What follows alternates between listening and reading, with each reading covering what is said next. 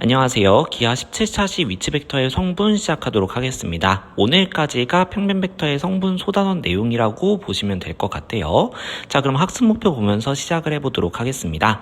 학습 목표입니다. 오늘 보시면 이제 오늘부터 평면 벡터와 좌표라고 하는 내용을 배우게 될 거예요. 그래서 이제 C단계를 보시게 되면 평면 벡터를 성분으로 나타내고 그걸 이용해서 간단한 벡터의 연산을 계산하는 단계입니다. 자, 그 다음에 이제 B단계부터는 이것을 이용해서 문제를 해결하시게 될 거고요. A단계에서는 이제 벡터의 연산과 성분을 이용한 연산 두 가지의 관점을 복합적으로 사용할 수 있는 것이 최종 목표라고 보시면 되겠습니다. 그래서 문제에 따라서 여러분들이 좀 더 편리한 방법을 선택할 수 있도록 둘 다 익혀두셔야 되겠습니다. 본격적으로 내용 시작해 보도록 하겠습니다. 위치 벡터의 성분인데요. 이 내용을 이해하기 위해서 저번 시간 내용을 잠깐 끌어다가 설명을 하도록 하겠습니다. 우리가 위치 벡터라고 하는 것은 시점을 원점으로 통일시킨 벡터를 의미한다라고 했어요. 그래서 시점을 원점으로 통일시키게 되면 벡터 A가 하나 결정이 되면 종점의 좌표도 하나씩 결정이 되고요. 종점이 하나 결정되면 벡터 A가 하나로 결정이 되는 1대1 대응 관계라고 이야기를 했었습니다.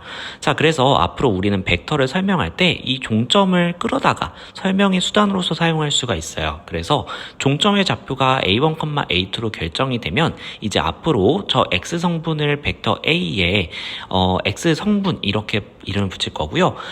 저 종점의 Y 좌표를 벡터 A의 Y 성분 이렇게 이름을 붙일 겁니다. 자, 그리고 이제 앞으로는 저 벡터를 그냥 저 종점의 좌표 자체로서 설명을 할 거예요. 그래서 벡터 A가 저렇게 A1, A2 이렇게 순서상으로 주어지게 된다면 저 표시는 원점으로부터 A1, A2로 향하는 벡터를 나타내는 거구나 라고 해석을 해주시면 되겠습니다. 자, 그러면 이제 그림같이 나타내면 저렇게 아래에 있는 그림처럼 표현이 되는 거예요. 자, 그럼 이제 저 벡터 A라고 하는 것을 우리가 좀 더 명확하게 표현을 하기 위해서 이제 X 성분의 X축 방향의 벡터와 Y축 방향의 벡터로 두 개로 쪼개서 한번 설명을 해보고자 합니다. 자, 그러면 벡터 A라고 하는 것은 저 두 벡터의 합으로서 표현할 수 있을 거예요. 그럼 저 두 벡터를 표현하기 위해서 X축 방향의 단위 벡터와 Y축 방향의 단위 벡터를 좀 끌어다가 사용을 해보도록 하겠습니다. 자, 그래서 X축 방향의 벡터를 벡터 X, Y축 방향의 bek터를 벡터 Y라고 하게 된다면 벡터 A는 X 더하기 Y라고 쓸 수 있을 것이고 단위 벡터를 활용을 해볼게요. 그러면 지금 평행한 두 벡터고 단위 벡터는 크기가 1, x는 크기가 a1이니까 우리가 벡터 x는 e1의 a1 실수배라고 표현이 가능할 거고요. 같은 방법으로 벡터 y도 a2, e2 이렇게 표현이 가능하겠습니다. 자, 그래서 우리가 결과적으로 성분이라고 하는 것을 저렇게 벡터 단위 벡터들을 이용해서 벡터들의 합으로서도 표현할 수 있다라는 거 기억해 주시면 좋겠습니다. 증명 과정에서 사용할 거예요. 자, 이제 좌표를 이용해서 평면 벡터의 크기를 구하는 과정에 대해서 보도록 하겠습니다. 자, 이렇게 지금 벡터 A가 저렇게 주어져 있는 상황이에요. 그럼 벡터 A의 크기는 저 바로 선분 OA의 길이를 구하는 상황이고요. 그러면 저 좌표들로 만들어지는 직각삼각형을 활용을 해야 되겠다라고 볼 수 있겠죠. 그래서 지금 좌표가 양수일 수도 음수일 수도 있기 때문에 그래서 지금 절대값을 이용해서 표현을 했고요. 그럼 피타고라스 정리에 의해서 벡터 A의 크기는 절대값 A1의 제곱 더하기 절대값 A2의 제곱 이렇게 될 수 있고 절대값의 제곱은 그냥 실수의 제곱과 같으니까 저렇게 표현이 되는데 저 공식은 어디서 많이 본 것 같지 않나요? 그쵸? 원점으로부터의 거리 공식이죠. 그래서 결과적으로 증명 과정도 그 다음에 결과도 동일하게 나오게 됩니다. 자, 그럼 이제 서로 같은 벡터에 대해서 알아볼 건데요. 자, 벡터 A랑 벡터 B가 동일하다라고 한다면 그러면 시점이 원점으로 통일되었을 때 종점의 좌표 또한 동일하게 나올 수밖에 없을 거예요. 근데 이제 그 종점의 좌표를 우리는 벡터를 표현할 때 사용한다라고 했었고 그 좌표들이 결과적으로 X 성분, Y 성분이기 때문에 X 성분끼리 같고 Y 성분끼리 같아져야 됩니다. 따라서 이제 벡터 A를 A1, A2, 벡터 B를 B1, B2라고 했을 때 두 벡터가 만약에 같아지더라 라고 하면 자, 만약에 벡터 A랑 벡터 B랑 같다 라고 한다면 A1은 B1, X 성분끼리 같아지고 A2는 B2 Y 성분끼리 같아져야 되겠습니다. 이렇게 성분끼리 비교하면 된다 라고 기억해 주시면 될 것 같아요. 자, 이제 본격적으로 성분에 따른 연산을 확인을 해볼 텐데요. 성분별로 계산하면 된다라는 결론을 확인을 해보도록 하겠습니다. 자, 우리가 벡터 A, B 더하는 상황을 이제 삼각형법으로 한번 해석을 해보기 위해서 벡터 B를 벡터 A의 종점 부분으로 평행이동을 시킨 상황이에요.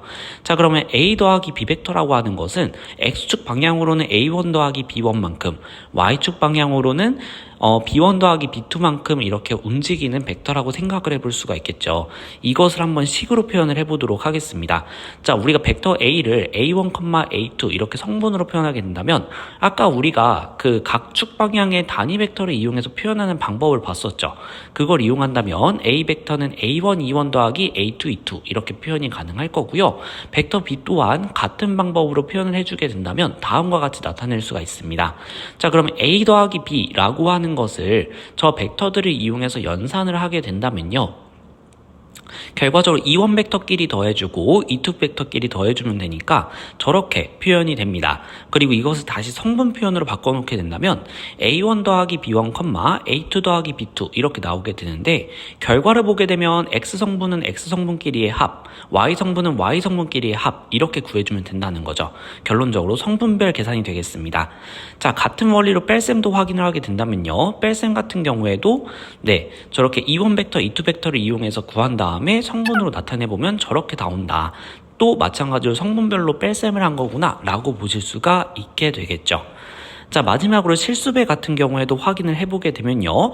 결과적으로 A라고 하는 것을 K배 늘리게 되는 상황이잖아요. 그러다 보니까 X축, Y축 각각 K배씩 늘어나는 모습을 볼 수가 있는데요. 그것도 마찬가지로 벡터 A를 A1, A2 그리고 그것을 각각 각축 방향의 단위 벡터를 이용해서 표현을 해주게 되면 벡터 A는 A1, E1 더하기 A2, E2 여기까지는 동일하죠. 자, 그러면 이것을 K배 시켰을 때 K가 분배가 되면서 KA1 벡터 E1 더하기 KA2 벡터 E2 이렇게 되니까 다시 성분으로 돌려놓게 된다면 KA1, KA2 마찬가지로 각 성분을 K배 시킨 결과가 나오게 됩니다. 그래서 K를 분배시켜주는 느낌으로 성분별로 계산해 주시면 되겠습니다. 자, 마지막으로 이제 시점이 원점이 아닌 경우에는 그럼 우리가 성분을 어떻게 표현하느냐에 대한 내용인데요. 결과적으로 우리는 벡터의 분해를 이용해서 임의의 벡터를 위치 벡터들의 차로 표현할 수가 있었기 때문에 그 내용을 이용해 보도록 하겠습니다. 자, 그럼 벡터 AB라고 하는 것은 벡터 OB 빼기 벡터 OA 이렇게 표현이 가능하고요. 자, 이것들은 우리가 좌표 표현을 통해서 B1, B2 빼기 A1, A2 이렇게 표현할 수 있으니까 성분별로 계산을 해주면 다음과 같이 나오는 것을 볼 수가 있습니다.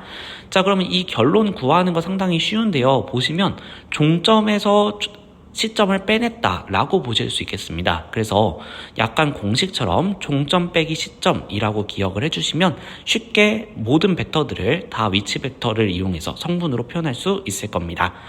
자, 그럼 오늘의 프롤로그 미션 전달하면서 오늘 내용 마무리 지어볼게요. 자, 보시면 성분을 이용해서 벡터의 덧셈, 뺄셈, 실수배를 계산하는 방법을 익혀보는 것이 오늘의 프롤로그 미션이 되겠습니다.